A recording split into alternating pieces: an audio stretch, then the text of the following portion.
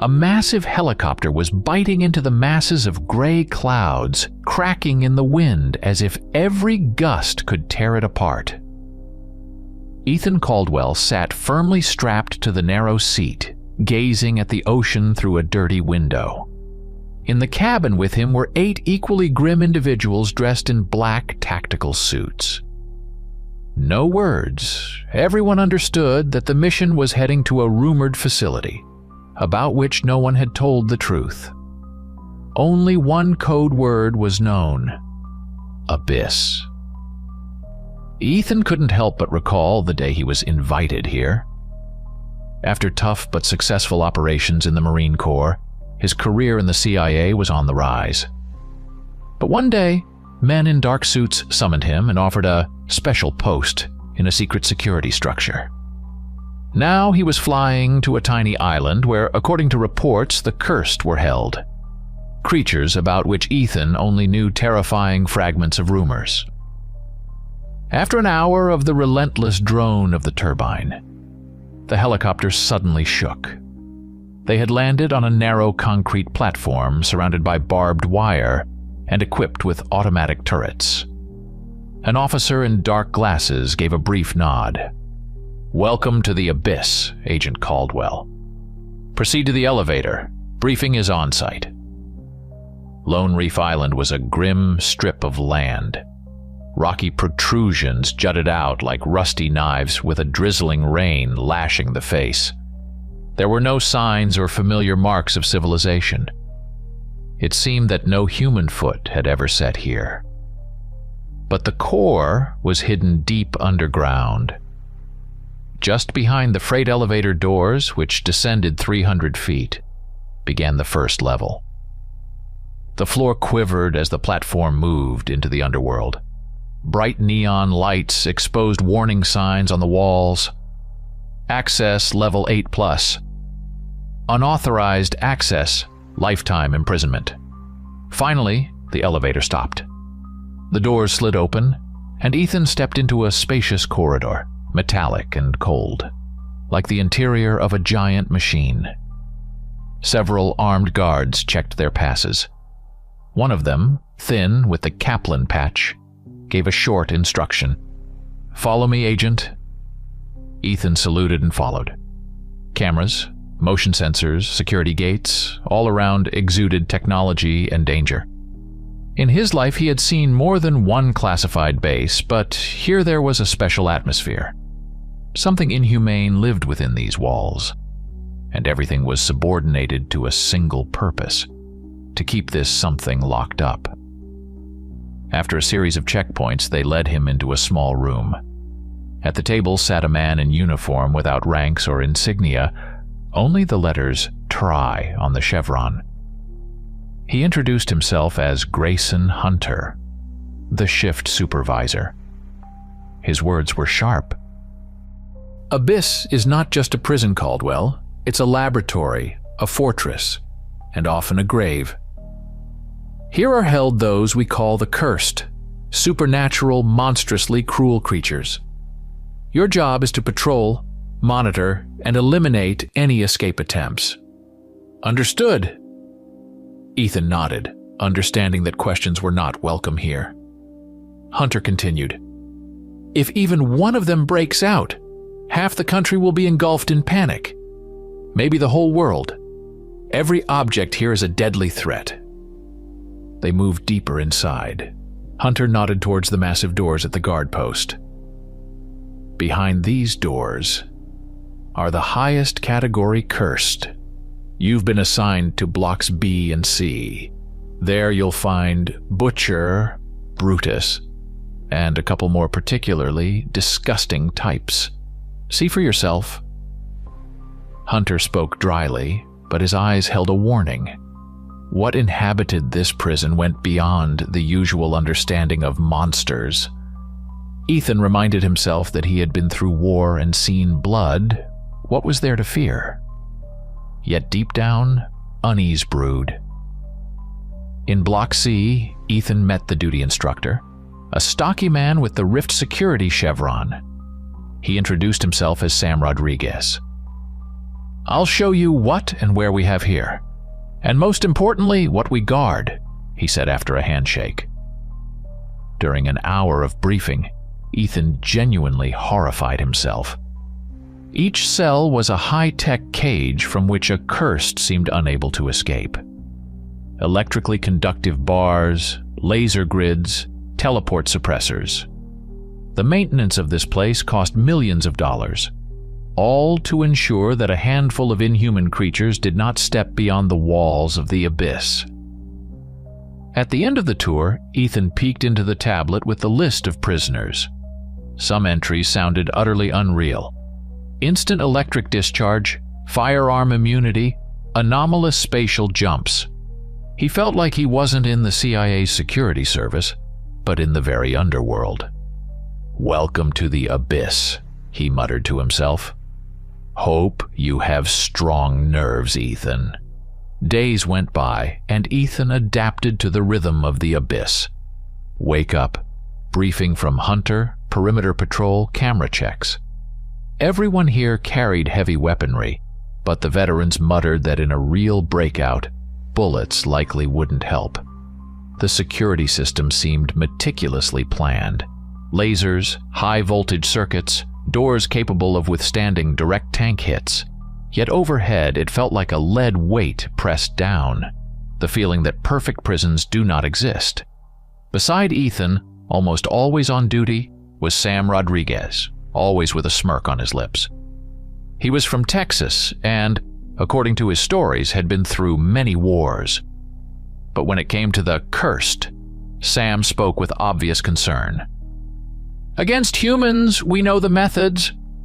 But these creatures, they have no breaks and their weaknesses are unknown to us." One of Ethan's duties was the daily patrol of the butcher cell, James Gable.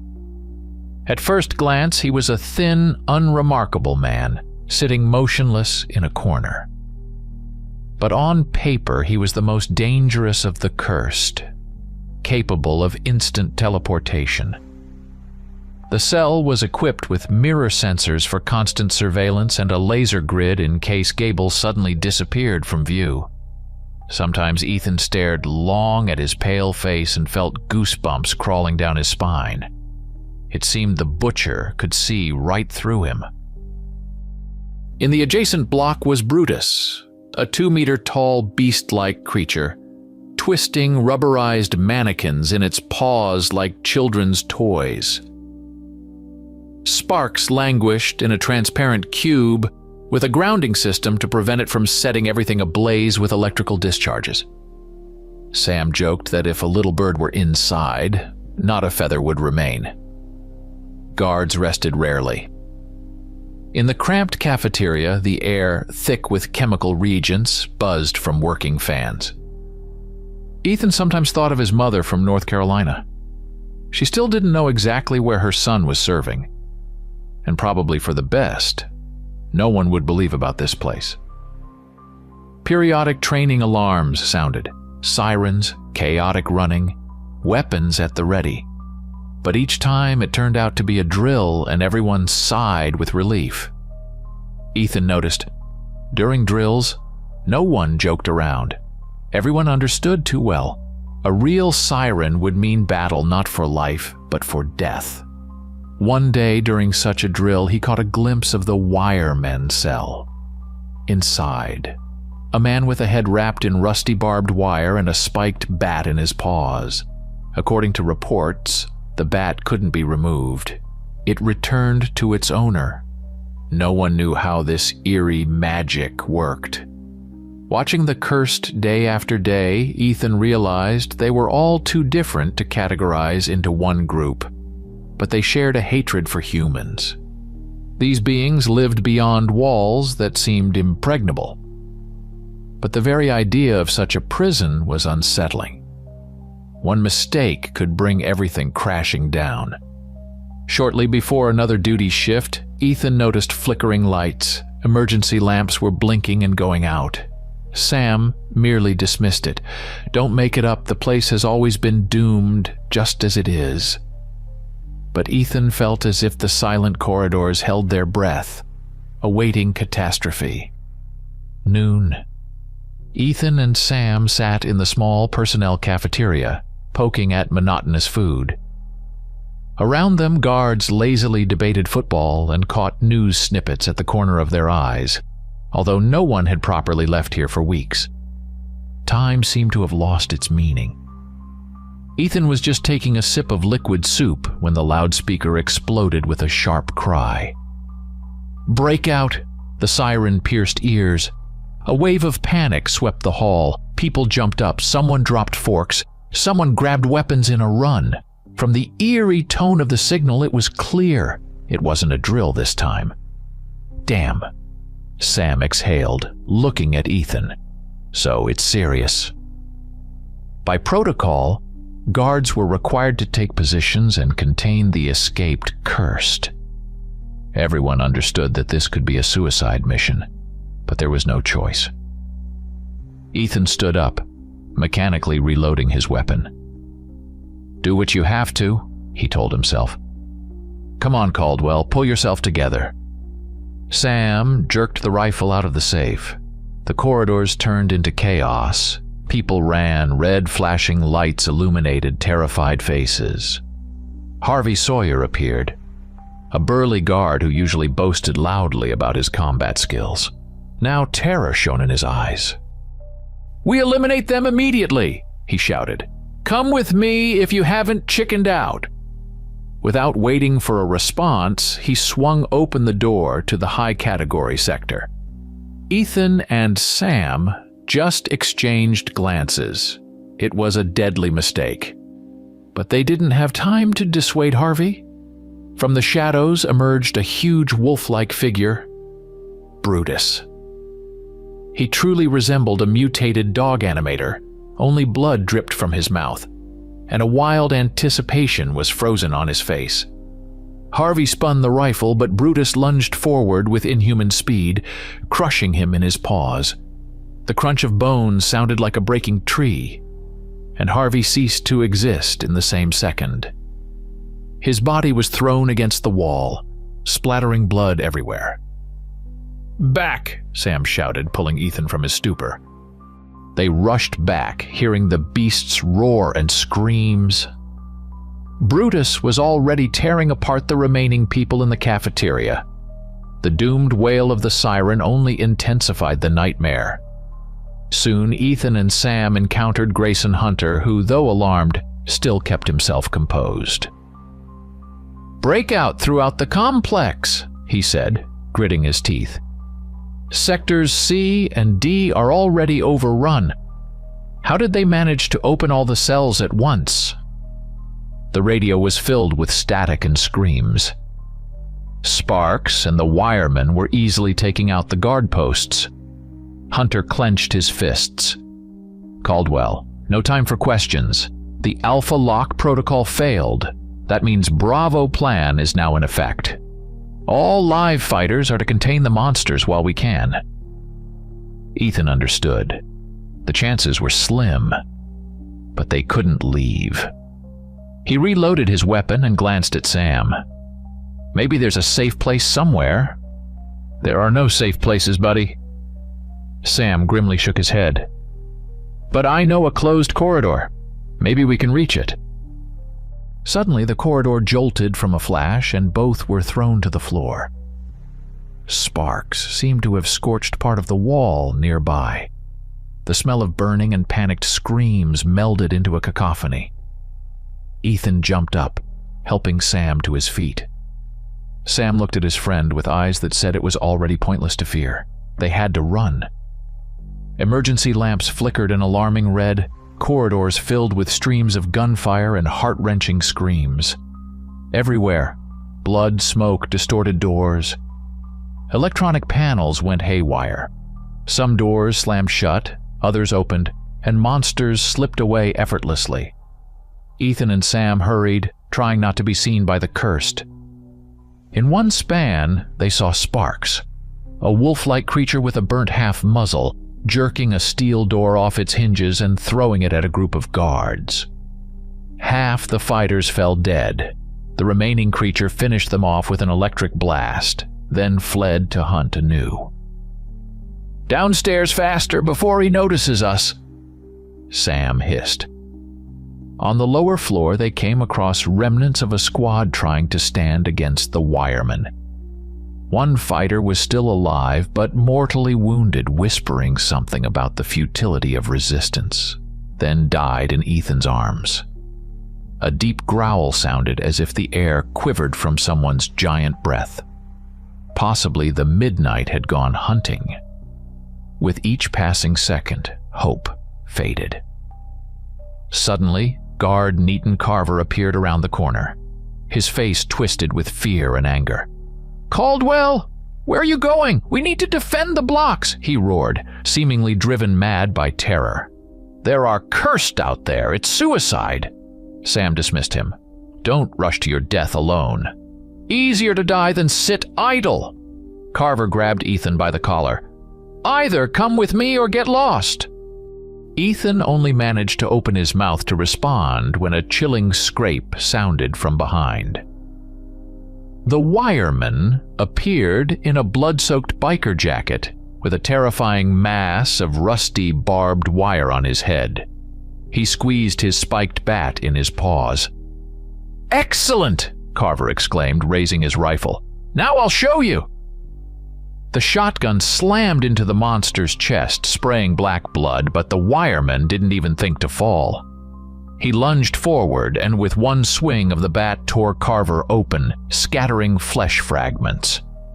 Ethan and Sam immediately opened fire, aiming for the creature's head. Bullets pierced the wire, more blood splattered, but the creature didn't retreat. With a bang, it crashed into the wall, trying to reach the people.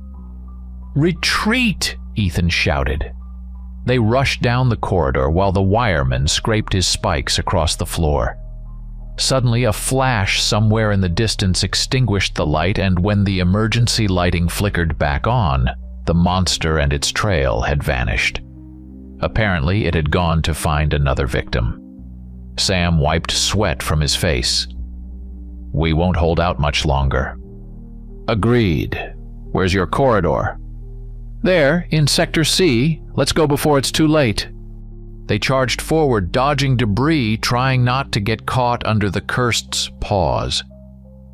Ethan felt a tremor in his knees. The nightmare was just beginning. Reaching Sector C proved harder than Ethan and Sam had imagined. Walls were blown out, elevators blocked, and electronic doors jammed. In the corridors, they saw mutilated remains of guards. The Sparks and the wiremen had already been there. The echo of Brutus's growling came from above. The Butcher, judging by snippets of radio chatter, appeared here and there, teleporting and cutting everything alive. Finally, they approached a dead end, a smooth metal wall with no hint of a door. Sam felt for a button on the panel. "It's here!"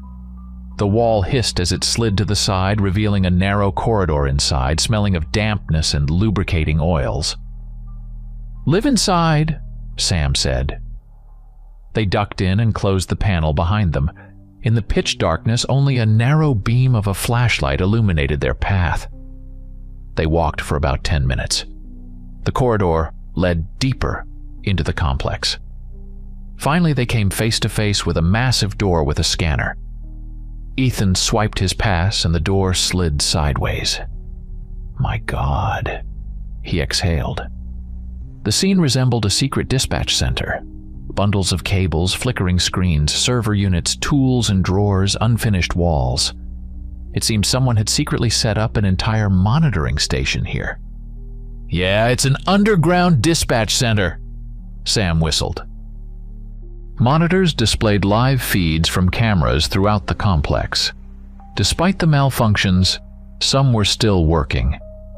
There, Brutus was breaking into armored doors. Sparks was incinerating guards. Butcher was calmly dealing with a victim in the corridor. Midnight stood among corpses as if hypnotizing them. Ethan leaned against a table, feeling everything inside grow colder. Damn, we're seeing the entire prison live. But why is this here? Some kind of secret observation? Maybe a management project, Sam speculated. Well, at least we'll know where these creatures roam. Should we lock up? He locked the door with the electronic lock. Ethan shifted his gaze from one monitor to another. Death, fires, chaos everywhere. On one screen, Brutus was tearing a gnawed-off arm into the wall. Ethan felt nauseous. "We're doomed," he whispered. "They're cutting everyone out and we're here like rats in a hole." Sam sighed heavily. "Maybe they'll quarrel among themselves. Look, black flame clashed with midnight." On the screen, two monsters fought in an empty corridor. Black fiery flashes colored the walls, and Midnight's robes were all stained with dark slime.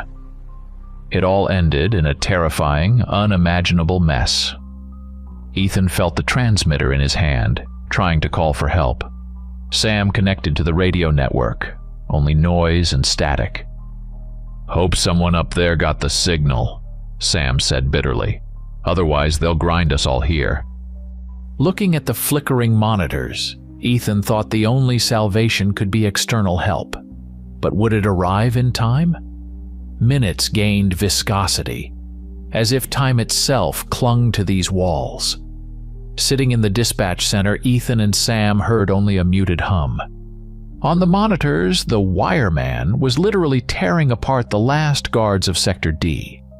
Sparks drove a group of survivors into a dead end and burned them with electrical discharges.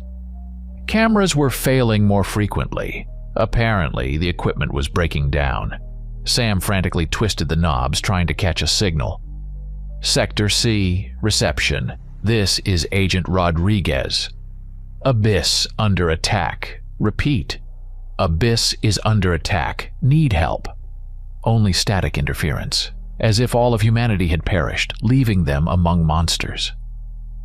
"Have you heard of Omega Hammer?" Ethan asked, trying not to watch another brutal execution on the screens.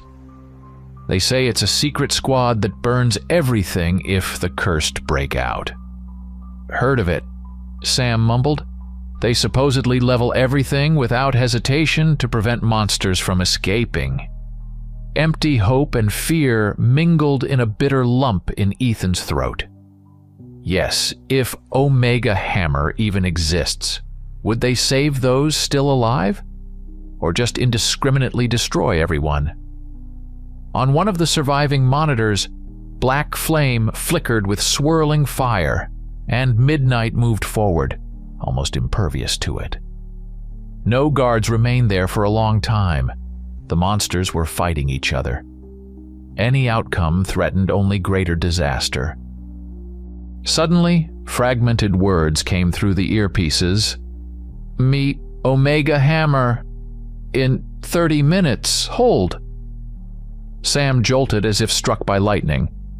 "Ethan, did you hear? They're coming. They're already on their way." "If that's not interference," Ethan replied gloomily. "But even if they arrive, we'll be more ballast for them. The government will pulverize this place to powder just to prevent releasing the creatures." The signal was again cut by interference and gunfire. However, the meaning was clear. Someone was already close to the base or even landing. "At least there's some chance." Sam bit his lip in relief. "Better than sitting and waiting for death." At that moment, the alarming signals on the panels ceased. The control center in the Abyss was finally shut down. On several monitors, silhouettes of helicopters were visible, landing on the platform. Soldiers in black combat suits, armed with something resembling plasma rifles, were piercing the doors. "Omega Hammer, apparently," Ethan muttered, feeling a strange mix of relief and horror. "We need to inform them where the monsters are." Sam turned on the radio to the frequency he caught. "Agent Rodriguez speaking, Sector C, we see you. We have coordinates of the cursed. Over." The response crackled harshly and synchronously. "Rodriguez, stay put, commencing cleanup." Sam gave a faint smile. They were no longer entirely alone. Ethan also felt hope stir within him. Let Omega Hammer act mercilessly, but there was no other way out. "Let's check which cameras are still working," Ethan suggested. "We'll relay the data while we can." "Good plan," Sam nodded. "Just hope they don't decide to burn everything down while we're here." About 20 minutes passed, or maybe longer. Ethan and Sam sat glued to a few still functioning monitors until the first loud confirmation came through the speakers. The Omega Hammer squad had entered the complex. The camera showed 6 fighters in impenetrable black suits and helmets with electronic visors moving through the upper level of the former security headquarters. Their weapons looked too advanced for ordinary rifles. Bulky, rectangular blocks gleamed with a bluish light at the barrel ends. Suddenly, sparks burst from around a corridor corner, roaring as he unleashed a dazzling bolt of lightning forward. Such a strike burned the Abyss guards in a fraction of a second. But the Omega Hammer soldiers didn't even flinch. They raised their hands, and a bluish, semi-transparent shield ignited before them. The furious electric discharge dissipated harmlessly. The countershot was precise. A plasma projectile hit Sparks straight in the chest, throwing him against the wall. The monster growled, throwing lightning again, but 2 fighters managed to flank him and pin him against a rubble pile. The camera jolted from a flash, and the battery went out. However, the radio crackled with a terse message. "Sparks neutralized. Moving to Sector D." "Damn it," Sam muttered. "Sparks took out a good dozen of our fighters, and they took him down in half a minute." Ethan just shook his head. It was evident that Omega Hammer was using technologies the Abyss hadn't even dreamed of. On another screen, another group of fighters appeared. The chevrons displayed a stylized Omega with a hammer. They released a tiny reconnaissance drone that silently flew forward. Ahead, the roar of Brutus, the 2-meter beast, could be heard, tearing through the Abyss guards single-handedly. The fighters didn't hesitate. One fired a heavy grenade launcher. The explosion blew half the corridor away, throwing Brutus off the floor several feet. The creature, miraculously upright, was immediately finished off with a second shot, its midsection literally torn apart. "This is a nightmare," Ethan whispered, watching the frenzied Brutus, who had been terrorizing all the Abyss personnel, perish within seconds. They seemed to be specifically created to hunt such creatures. Omega Hammer moved through the complex with polished coordination, like a single mechanism. On one of the monitors they encountered the wireman. A werewolf in barbed wire hurled himself at the squad, smashing walls with his spiked bat. But the fighters activated a portable electromagnetic field generator, and the monster slowed down, as if submerged in jelly. A short burst, the wireman crumbled into flesh fragments. A special projectile entering his chest turned his body into gray ash. They really can kill these creatures. Sam swallowed hard, looking at the empty corridor on the screen. However, even Omega Hammer encountered difficulties when they faced midnight. A camera from Sector E captured 3 soldiers instantly freezing under his terrifying psychic pressure. Blood splattered from under their visors, and the men collapsed dead. The others had to retreat and wait for the mental field dampeners. Soon, Midnight began being shelled by railguns, each shot leaving deep holes in his grotesque figure.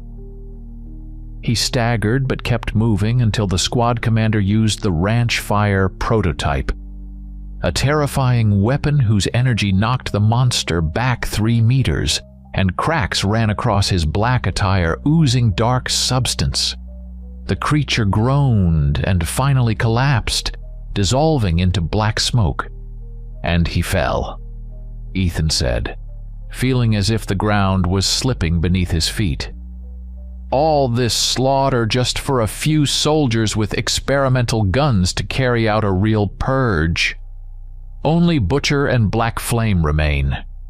Sam licked his dry lips, watching the camera shut down. If they aren't stopped, it could all be for nothing.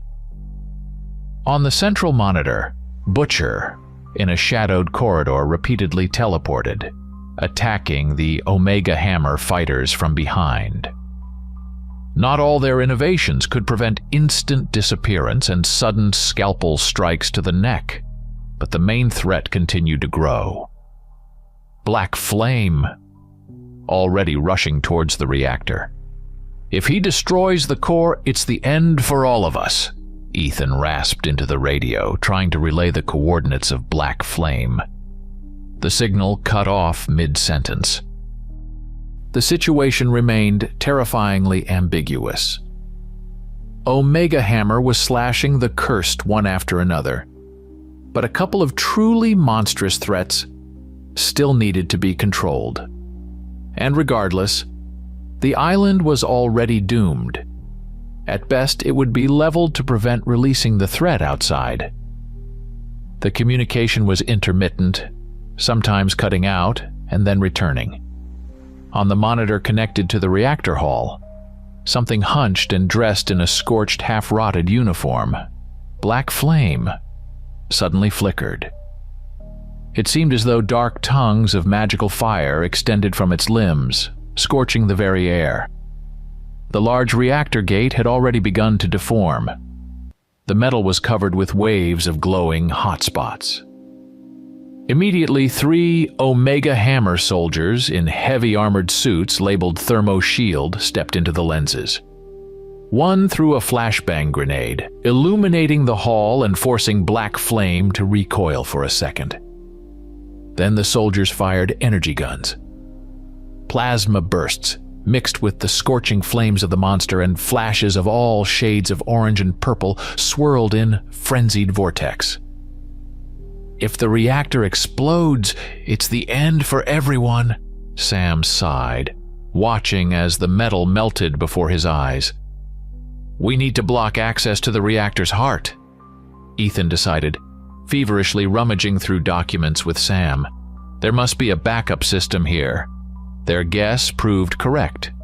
The instructions on the worn-out sheets mentioned the R-lock function, an emergency lockdown of the gate with dual activation. Sam and Ethan soon found a metal cylinder with a retractable key and access codes.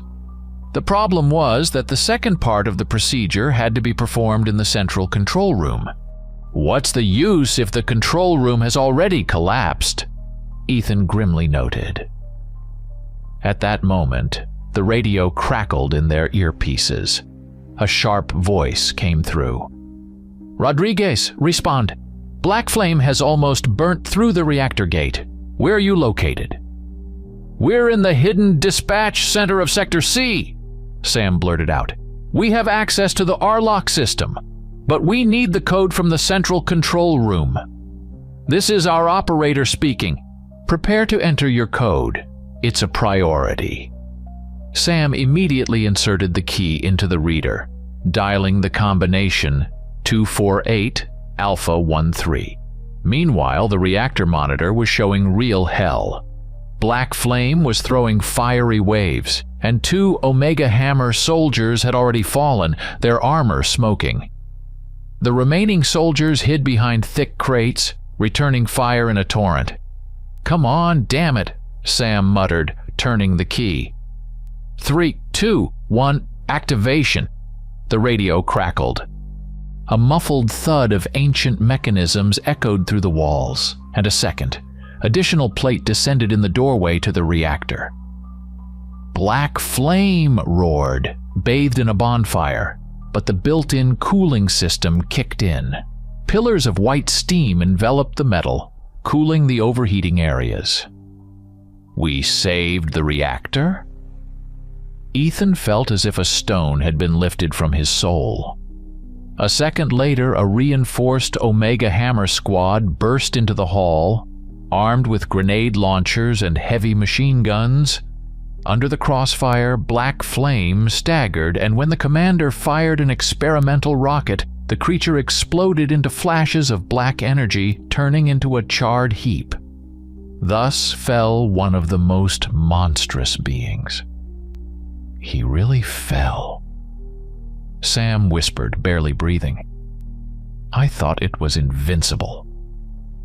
Now only the butcher remains, Ethan reminded, pointing to the flickering screen where through the smoke clouds, the wolf-like figure was intermittently disappearing. 2 soldiers were already lying motionless, shredded beyond recognition. Ethan grabbed the radio. Butcher!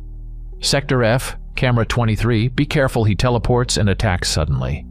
Acknowledged, moving out to intercept. If he wasn't stopped, the entire operation would fall apart. The butcher could escape to the surface and scatter across the world, bringing a bloody massacre with him. All Ethan could do was freeze by the monitor and hope that the technology and composure of the Omega Hammer soldiers would handle the monster. The final battle with the butcher erupted in the main corridor leading to the surface exit. The camera transmitted torn video signals, flashes of teleportation, splashes of blood. The butcher appeared from the left, then the right, biting into soldiers with twisted delight. One soldier fell with a scream, clutching his throat, surgically severed with precise movements. How fast he is, Ethan thought. He's not a werewolf, but the very embodiment of death. The Omega Hammer commander reacted instantly. He shouted an order to activate the ultrasonic suppressor. One of the soldiers pulled out a heavy device, and the air filled with a screeching howl that cut through ears. Butcher howled, staggered, apparently unable to concentrate to teleport. Plasma bursts struck him simultaneously, tearing flesh apart. But even under the hail of shots, the creature lunged forward and jabbed his scalpel at the commander's helmet, cracking the protective glass. The commander staggered, blood streaming down his cheek, but the others continued to rip into the monster with fire until the butcher collapsed. From his bloodied lips came a rasp, and his body began to crumble into black smoke like a dying spark. Object butcher neutralized, repeating target destroyed. Someone shouted dryly into the radio. A dreadful silence fell in the dispatch center. Sam and Ethan listened as the screams subsided, replaced by the heavy breathing of the survivors. They understood that it was all over. The strongest of the cursed had fallen. There was no one left to escape. Half an hour later, muffled footsteps were heard at the door. The monitor showed a group of Omega Hammer soldiers with rifles slung over their shoulders. Ethan and Sam carefully opened the door, raising their hands to show they were harmless. A tall commander with a dislodged helmet entered, sporting a long, bloody scratch on his face. "Are you the ones coordinating?" he threw out, surveying the room. "You handled it well? Without you, we would have lost many more people." "We just did what we could," Ethan muttered. "Thank you for coming." The commander nodded. "All the evil has been destroyed, but the abyss is now non-functional. The order is to demolish the complex to eliminate any risks. You're coming with us. Any questions?" What about the survivors?" Sam dared to ask, though his voice trembled. "We have you 2 and a couple more people, that's all we found. The rest are casualties. In half an hour, we'll set the charges and level this island to the seafloor. Get ready." Ethan and Sam slowly trudged down the corridor. Bodies of their comrades lay everywhere, pieces of steel doors, debris, torn wires. Omega Hammer fighters carefully placed their fallen in bags and set explosives at key points. A memory flashed in Ethan's mind of how not long ago he was descending the elevator, not knowing what awaited below.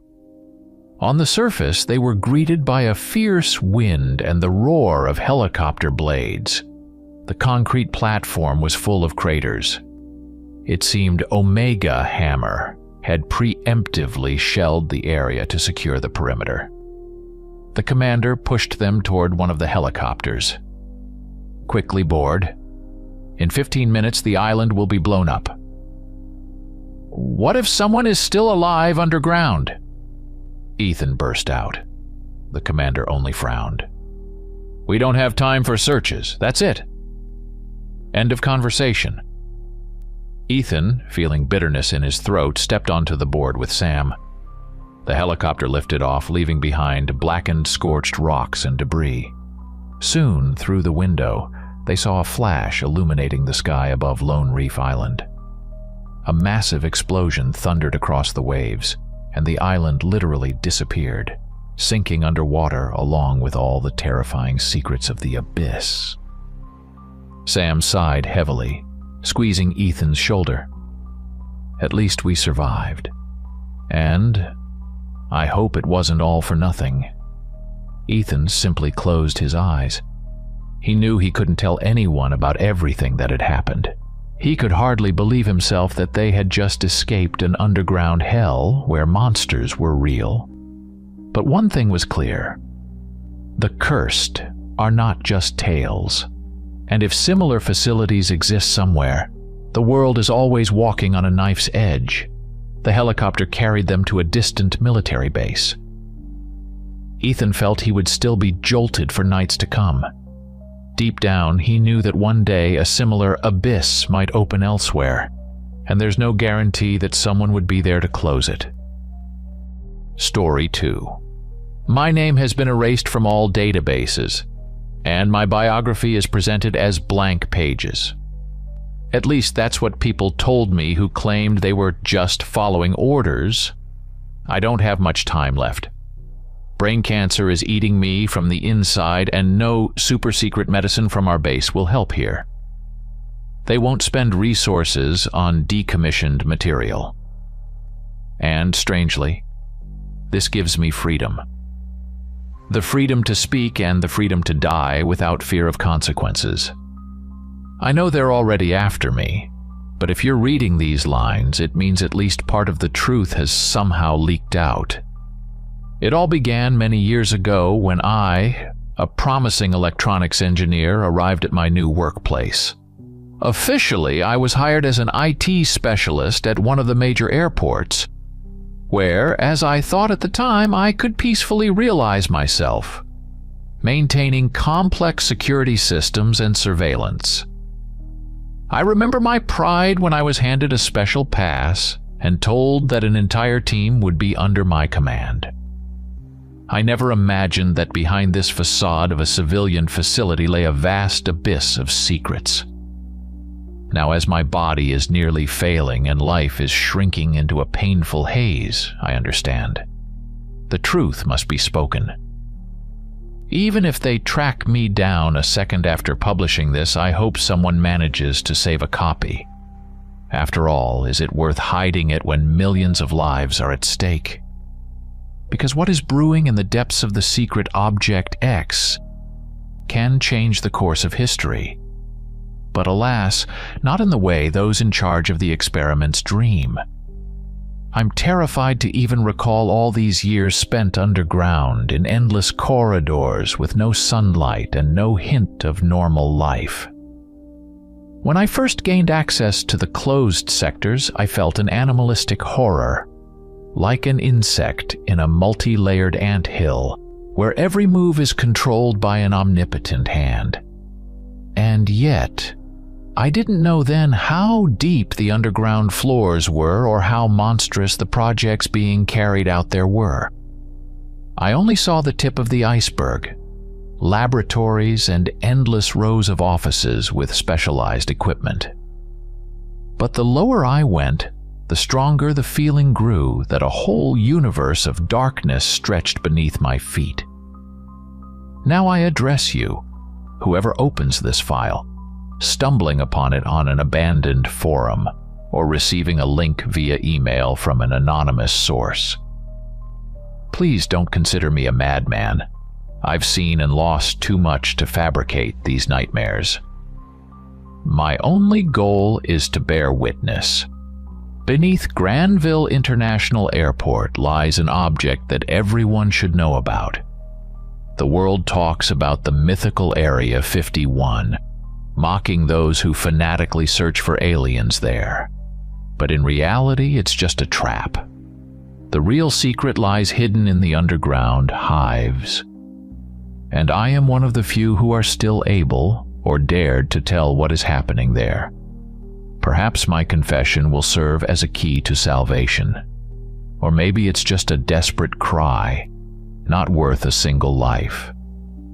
But I need at least a glimmer of hope that someone reading these lines will think, is everything we consider a conspiracy theory just made-up stories? Or is there a terrifying reality behind them that we are too afraid to face head-on? When you first start to understand the true scope of the secret, what strikes you most is the meticulousness with which the authorities create a facade. They say that Area 51 inches is the most classified place on Earth. That's where millions of cameras are pointed, where tourists and sensation hunters come and go. And the authorities do everything to maintain this fanatical interest. Remember how the press repeatedly publishes rumors about UFO landings, strange flying saucers, mysterious tests of new aircraft? It's all nothing more than a smokescreen designed to distract curious minds from a far more powerful secret. The real secret is the so-called Object X, located not somewhere in the sands of Nevada, but beneath Granville International Airport.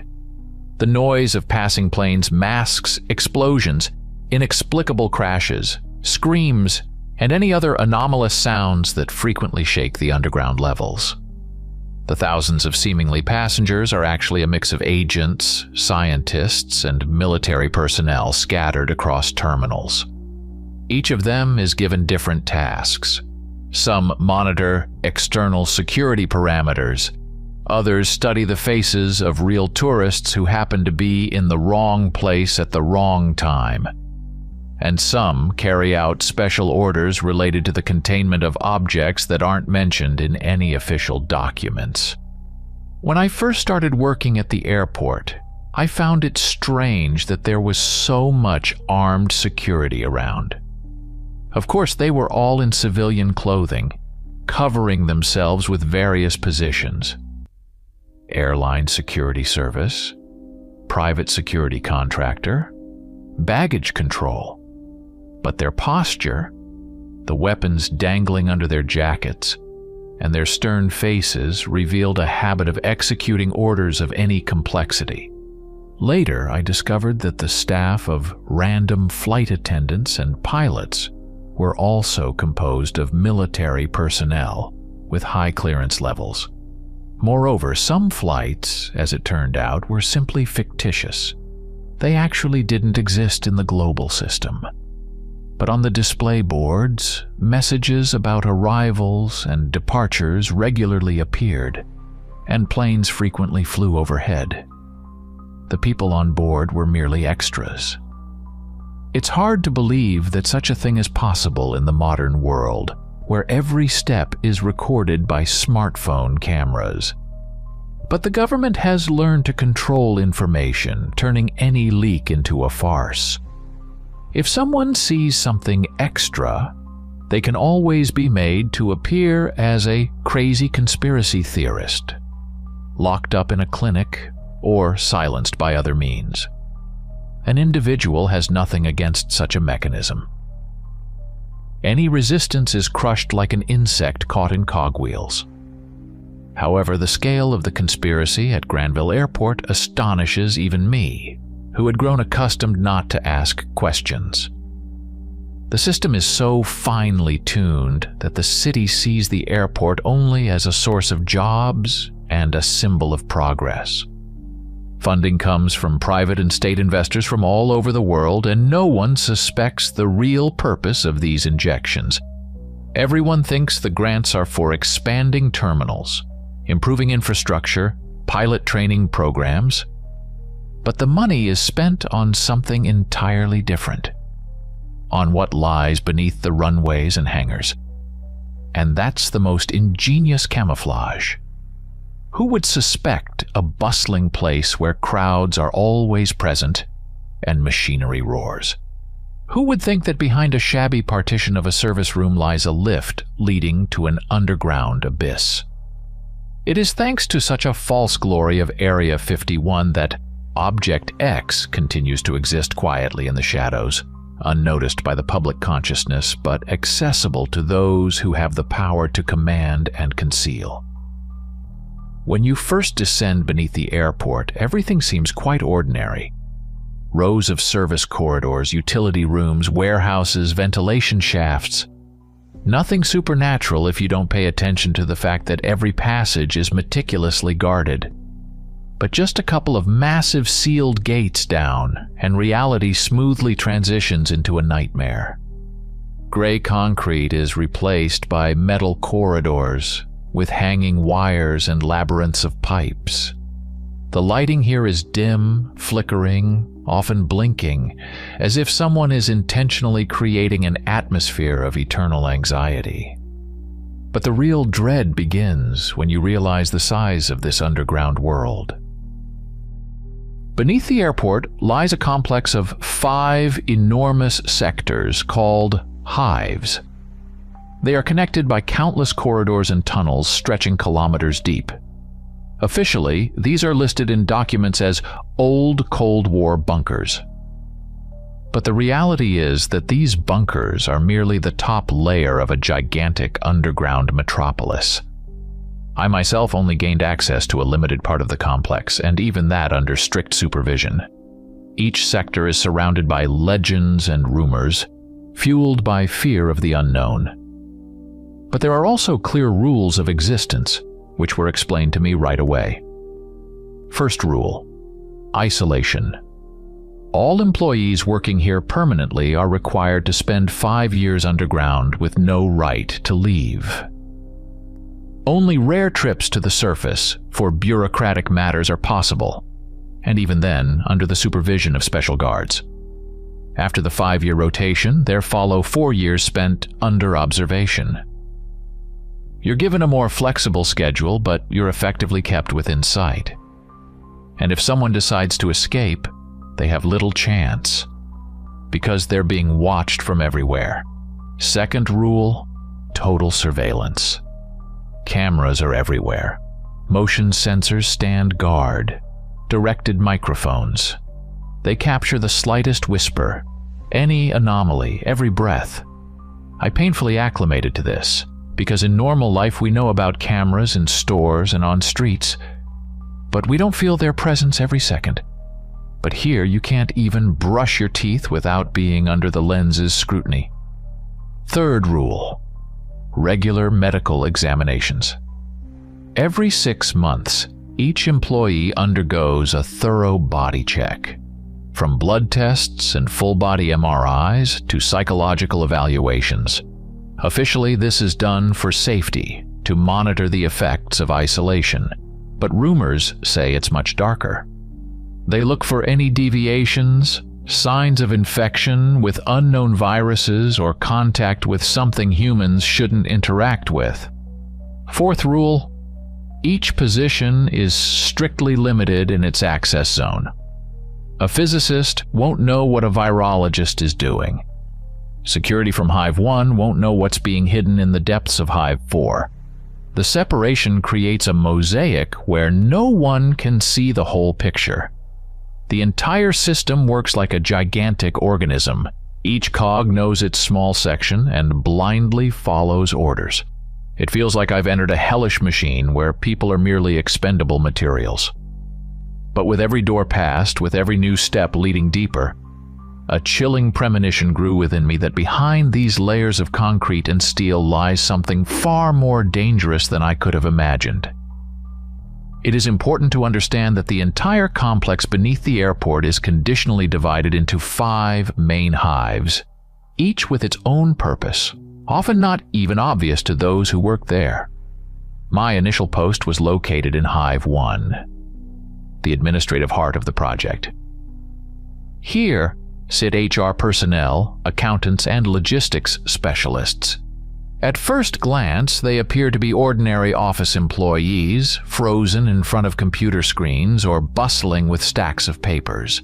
But they are all elements of a unified military structure. The accounting department tracks enormous financial flows. HR issues permits and passes, and logisticians organize equipment deliveries. It is in Hive 1 that the fates of people are decided. Suitable candidates are sought, and the relocation of employees between sectors is planned. Hive 2, according to legends, is a biotechnology laboratory. They work on modifying the human mind, striving to create enhanced soldiers.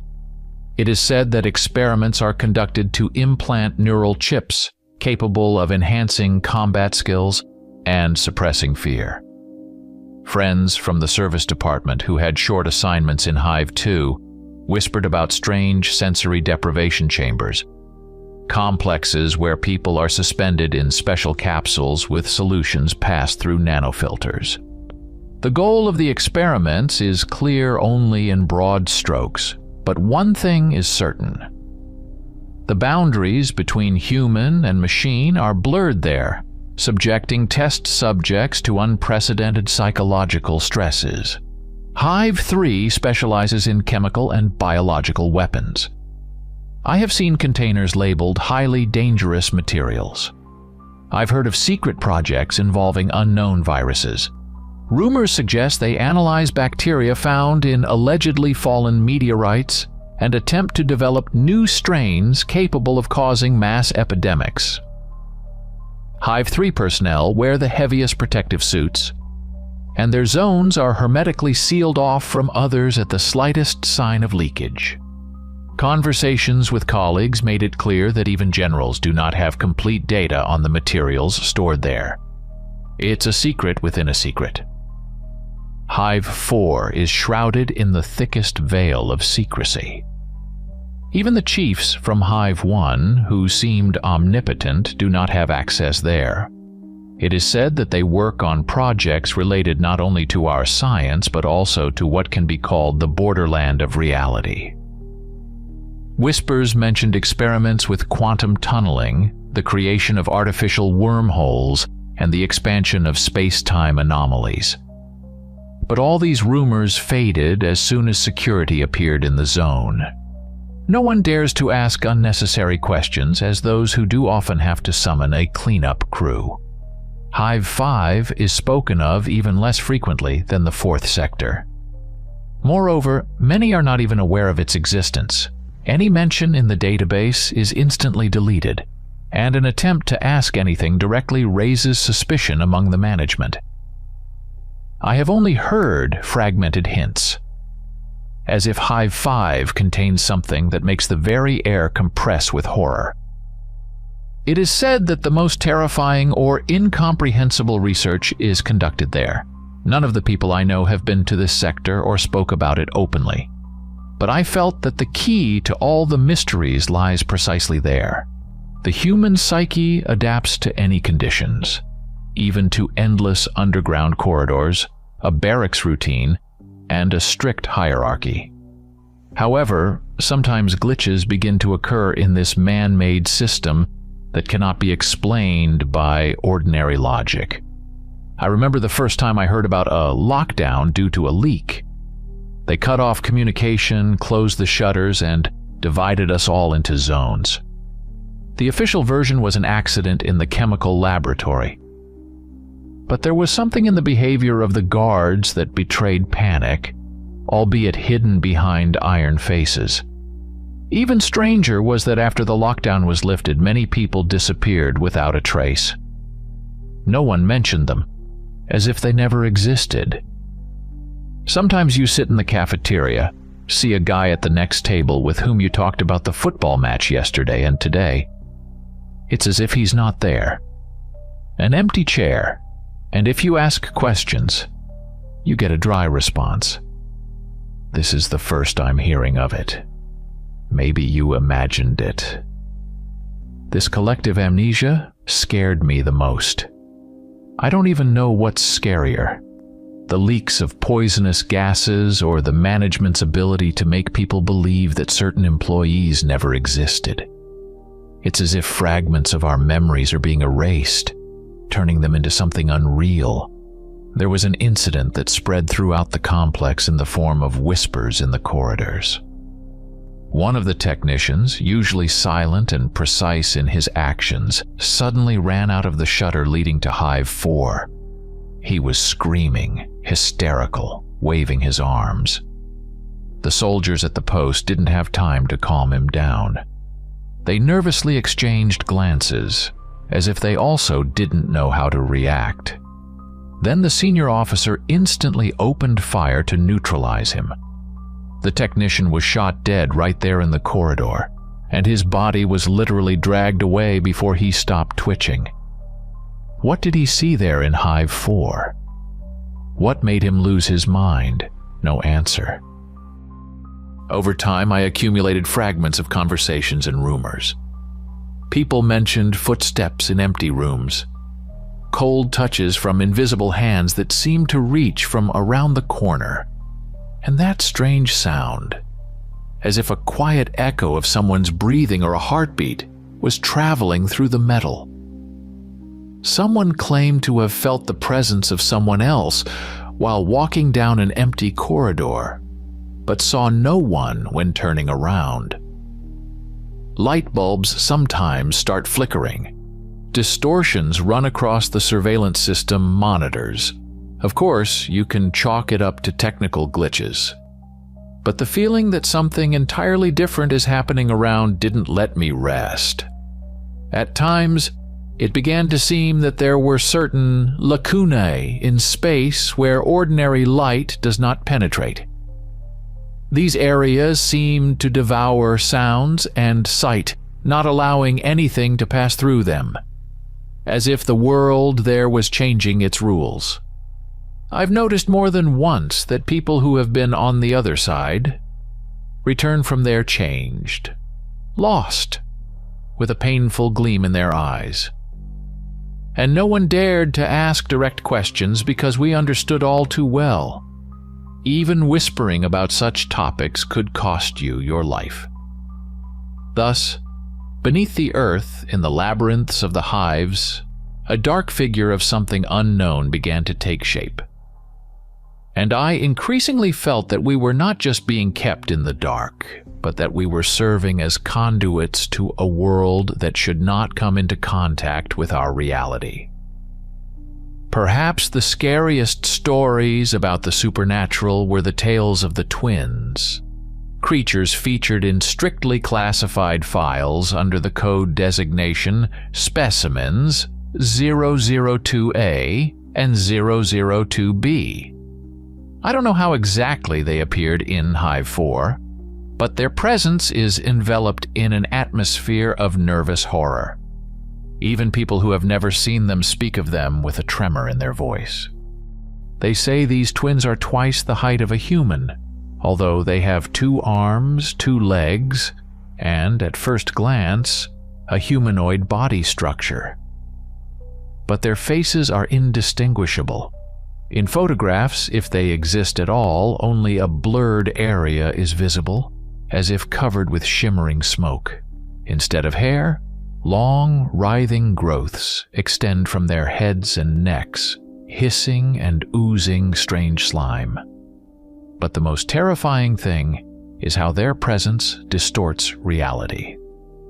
I spoke with a guard who allegedly caught a glimpse of them when the door to one of the laboratories in Hive 4 opened. He said that the space around the twins melted, like on a hot day over scorching asphalt. The air seemed denser, sound was muffled, and light was distorted into strange shapes. You get the feeling that you're falling into a deep well, even though you're actually standing on flat ground. That guard was then taken to the infirmary an hour later, muttering incoherent words about endless corridors, and by morning, he was no longer in place. They diagnosed him with a severe mental disorder and transferred him somewhere else in the base. or more likely, they just removed him. The twins do not just instill fear, they scar the mind. According to unofficial data, people who have looked at these beings either die in agony or become insane. In rare cases, someone survives but suffers from horrifying hallucinations and memory loss for the rest of their days. It is said that in the presence of the twins, you begin to see the other side, images and events that do not belong to our world. Some grim symbols, corridors without end, permeating space like countless layers of reality. I found mentions in the database of ongoing research where scientists tried to understand the nature of these beings using high-frequency electromagnetic fields and experimental neutrino scanning cameras. But every time they tried to measure the parameters of the guests or take samples, the results turned out to be meaningless noise, and the people conducting the experiments would lapse into stupor or commit suicide. The official report stated, "Specimens 002A and 002B demonstrate an anomalous ability to disrupt the local continuum, preventing their objective assessment." In plain language, this means we are unable to understand their nature, and any interaction ends in a nightmare. Most likely, this is why access to Hive 4 is almost closed, and documents only mention structural control of high-priority objects. But those who have been nearby admit in whispers. It's not just scientific interest. It seems that someone intends to use the twins as weapons or as a source of energy. Yes, it sounds wild, but we live in times when, for the sake of world domination, people are ready to even open the gates to the abyss. Even the most skeptical employees who, until the last moment, denied mysticism, changed their minds after several monstrous incidents. One soldier stationed in one of the corridors of Hive 4 accidentally saw what was happening inside a laboratory. Witnesses said he came out with bulging eyes and a crooked smile, as if he was trying to laugh and cry simultaneously. Then he suddenly began humming a quiet, unfamiliar melody, and to everyone's horror, started banging his head against the wall with all his might. He banged himself until a bloody depression formed in his skull, and his brain turned to mush. No one had time to stop him. All stood there, shocked, unable to understand what was happening. An even more frightening case involved a scientist from a neighboring department. She worked on algorithms for recognizing anomalous fluctuations in the electromagnetic field, but usually sat with everyone else in the common cafeteria during lunch. One day, amid the usual hustle, she suddenly stood up in the middle of the meal, took a fork, and with one swift motion, gouged out both her eyes. People around jumped up. Someone started shouting, but the scientist, as if feeling no pain, calmly walked toward the cafeteria exit. It is said that she walked 16 levels of underground passages, flawlessly choosing the necessary corridors, and arrived at the entrance to the forbidden zone of Hive 4. There, a special forces group stopped her, who, instead of trying to help her, simply surrounded her. She did not resist. Sanitation workers appeared from somewhere, sedated her, and took her to isolation. The most terrifying thing is that she survived. Moreover, despite losing her sight, she, as those who saw her later assure, constantly smiled. Some employees managed to hear her mumbling when they passed by the special block. "They opened my eyes. I saw the truth." Her words amounted to the twins not killing in the literal sense, but revealing consciousness, making you vulnerable to something so immense that the mind cannot withstand it and breaks. That is why she gouged out her eyes, to avoid seeing beyond what she had already witnessed. It was rumored that the management became interested in studying her condition. Most likely she is now a test subject lying in a cell, isolated from the outside world, but perhaps closer to the mystery than all of us. There were other cases. People suddenly began to feel inexplicable anxiety, complain about intrusive images, hear a low hum and footsteps in their heads. Many disappeared before their condition became known to doctors. Official reports indicated escape from the object or sudden illness, but we understood. These were traces of contact with the twins. Meeting them leaves a black hole in consciousness that either destroys a person or sucks them deeper into another abnormal world.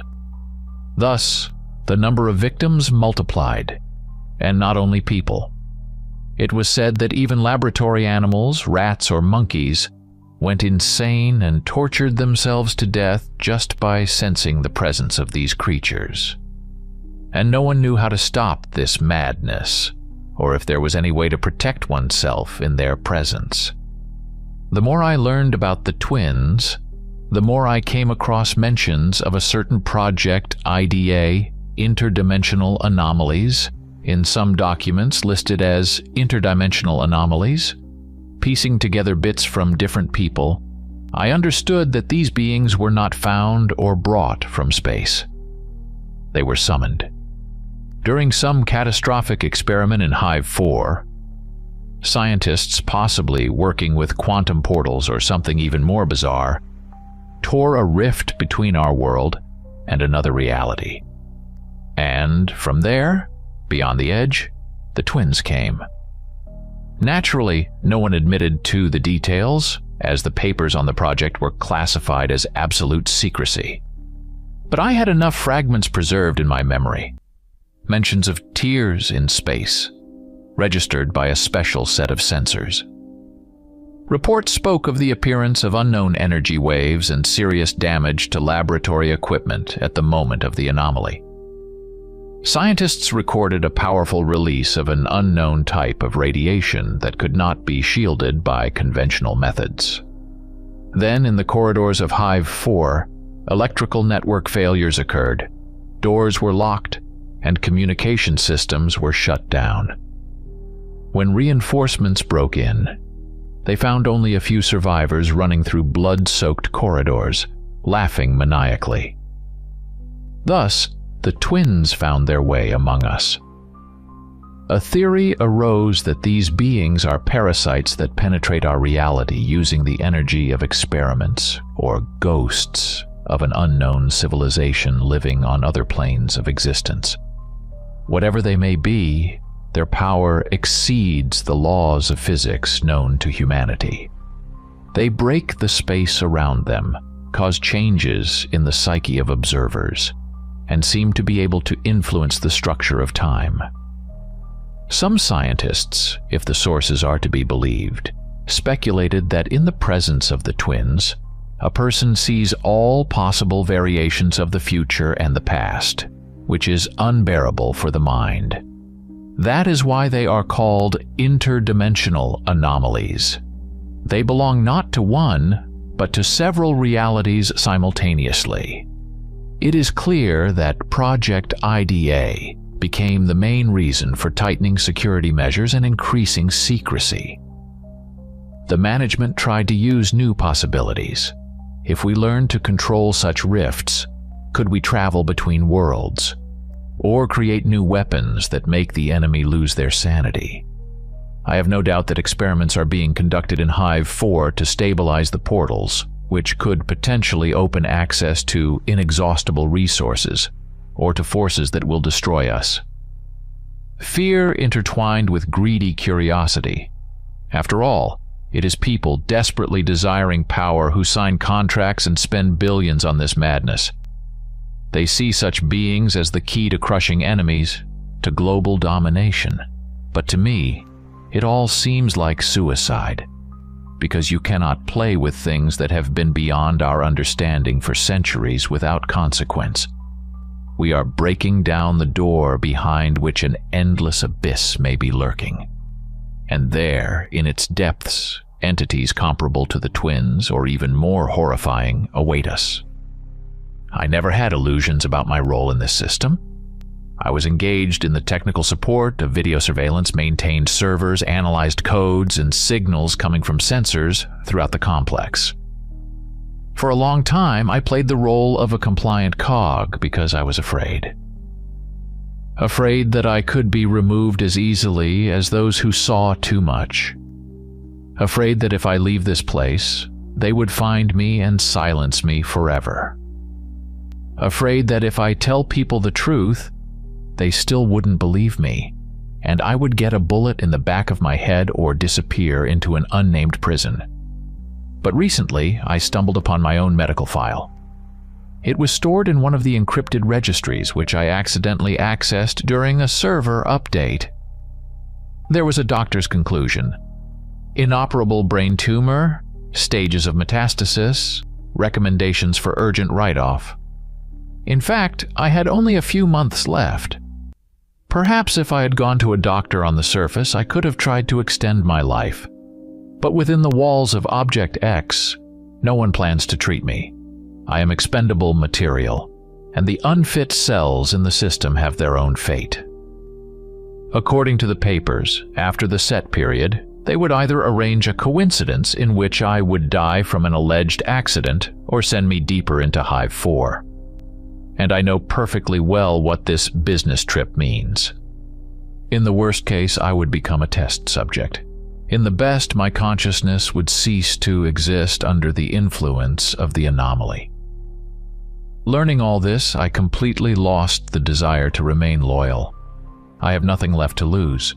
Neither family, nor future, nor illusory safety. There is only one thing left: to tell the truth while I still can hold the keyboard. That is why I began to collect materials, searching for evidence of contacts with the twins and other underground secrets. I tried to be careful, worked at night using workarounds in the system which I had constructed myself. But I clearly understand that keeping secrets here won't last long.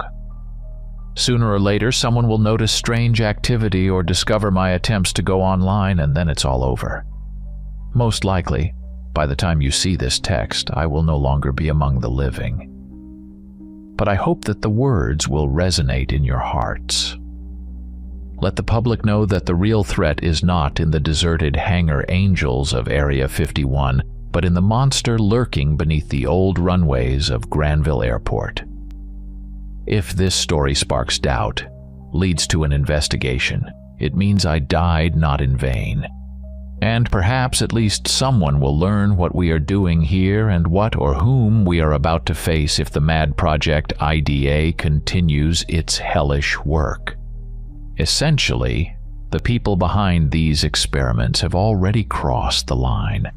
And now we are all at risk, because if the twins are just the beginning, the next entities that break through the gates could be 100 times stronger and more ruthless.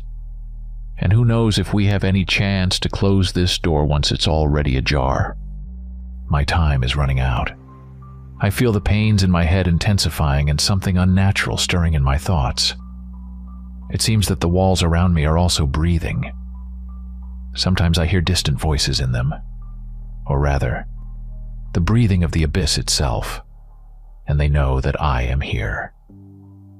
I see how a patrol appears more frequently in the corridor, how the shift supervisor looks at me suspiciously, how the monitors suddenly lose the image when I approach the forbidden sections of the system. I am writing these last lines with trembling hands. Every keystroke echoes through my body with a wave of fear, but I must make it. I don't know who you are or when you will open this file. It might be in a day or it might be in years. But I beg you, do not let this information get lost. Copy it, send it anonymously, spread it across every corner of the internet. Let people know that we are standing on the edge of the abyss behind which lies a nightmare worthy of ancient myths. Someone has already opened the door to my compartment. I hear heavy footsteps. These are not ordinary guards. They have no reason to move so quietly. It must be the people from the 4th or the special group. They always come silently, and if they have come, there's no chance. I feel a sticky cold, as if the twins themselves are reaching through the walls to catch me. My ears are already ringing, and the air around me feels thick like syrup. Breathing is difficult. Perhaps contact with these creatures begins even before they appear to the eyes. Or I'm going insane under the influence of fear. A knock on the door. I don't know if this message will reach the network or be stopped by filters halfway. But if you're reading it, it means at least someone has come across it. I will probably already be awaiting oblivion. Or worse, a life as another object in the depths of Hive 4. I am terrified to imagine what they could do with a person who has no future. There is nothing left but knowledge that threatens to burst out. If you keep this copy, handle it carefully. Perhaps it is the last testimony of how far people can go in their mad pursuit to understand the unknown and to harness powers we are not worthy to command. Remember, behind every fictional story about flying saucers and secret bases lies a grain of reality far more terrifying than any fantasy. And the next time you walk through the halls of a bustling airport, among rushing passengers and familiar announcements, ask yourself, what if something is happening right beneath our feet that would make even ancient gods shudder? Silence, rustling, the flickering light of a lamp. They are already close. Farewell, and beware.